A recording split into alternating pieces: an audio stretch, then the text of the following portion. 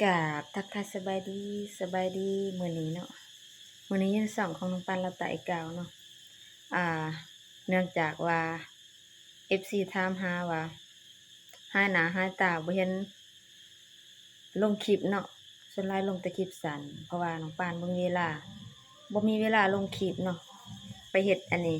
ก็เลยเฮ็ดเวียกแหน่นั่นแหละทุกคนอ่ามื้อนี้มีโอกาสเนาะสิไปทำบุญเด้มื้อนี้ ไปทำบุญช่วยเอื้อยผู้หนึงเนาะเพิ่นถูกหน่วยเพิ่นแหละเพิ่นให้น้องป้านช่วยเพิ่นแหน่เนาะเดี๋ยวไปติดตามอยู่วัดเลยเนาะว่าสิมีหยังเนาะไปกันเลยฮอดวัดแล้วทุกคนแม่ครัวเขาเฮ็ดอิหยังเนี่ย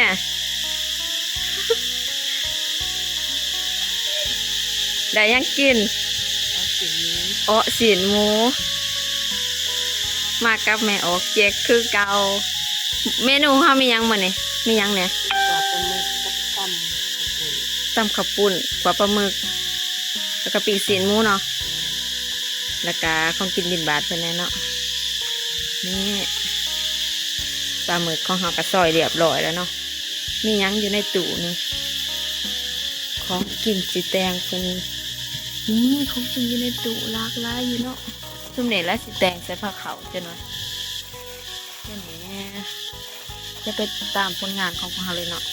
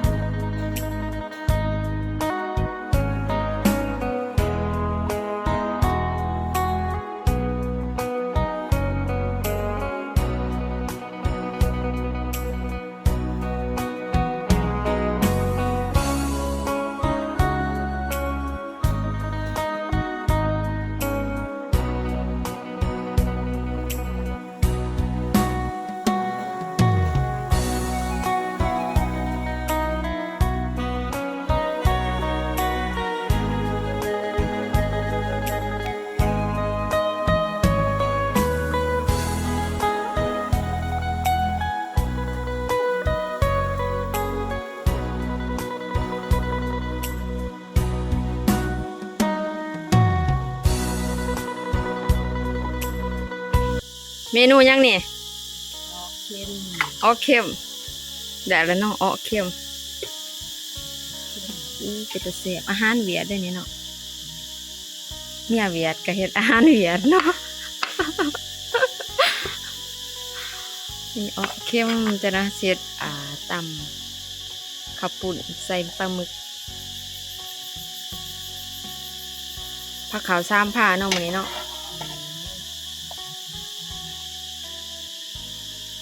เป็นตะแซ่บซีมือแม่ออกเจ๊กเด้อมื้อนี้เด้ออ้อเข้มเนาะบ้านเฮาเคยเอิ้นแต่ว่าเคยกินแต่ต้มเค็มบ่เคยกินอ้อเค็มจักเทื่อนี่หาก็เคยเห็นได้นี่หน้าตาเป็นจังซี่เนาะอ้อเค็มเป็นตะแซ่บอยู่เด้อ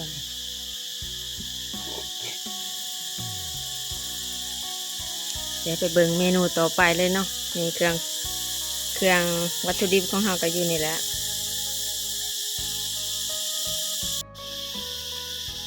มีดกับเป็นตะบกเขา นี่พวกเขา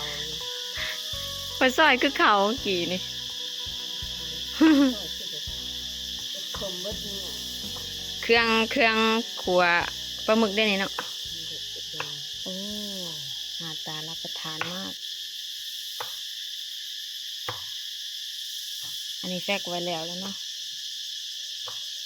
ยังขปุ่นด้วย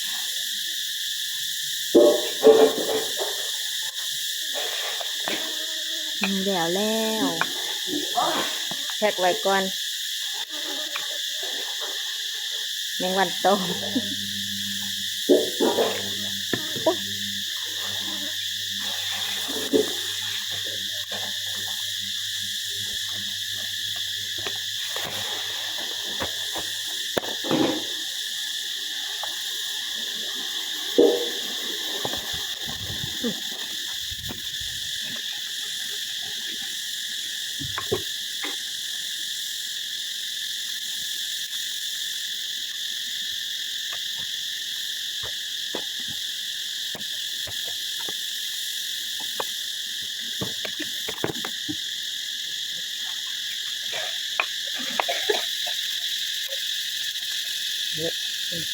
ตัวอีกว่าเป็นอะไร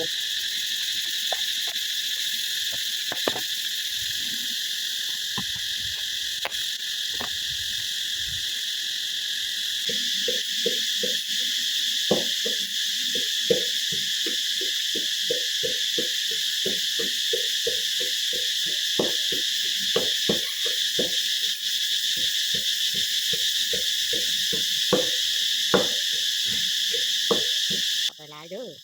ถ้ามันจ้างเขาเติมได้ถ้านัวเลิกเลยตอนนั้นมันหยาบเลย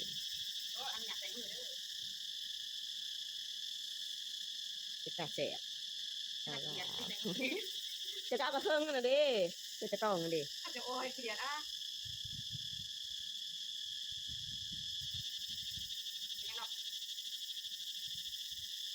นั่นแหละมันจริงแสบดีที่เต็มกระทบวันนี้ละลายกว่ามันน้ำตาลจะเขาตำชุดก่อนค่ะนะปลาหมึกกระลายมันนั้นปลาหมึกเขาใส่น้อยเดียวมันนั้นก็ซื้อมีแต่โลนึงไปซื้ออันนี้โลตาย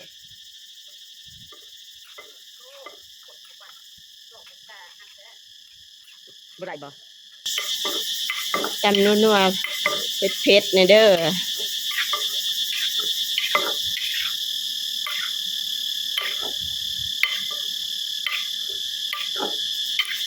เต็มกระหกจนมันข้นสิบ่ไปนะความลาย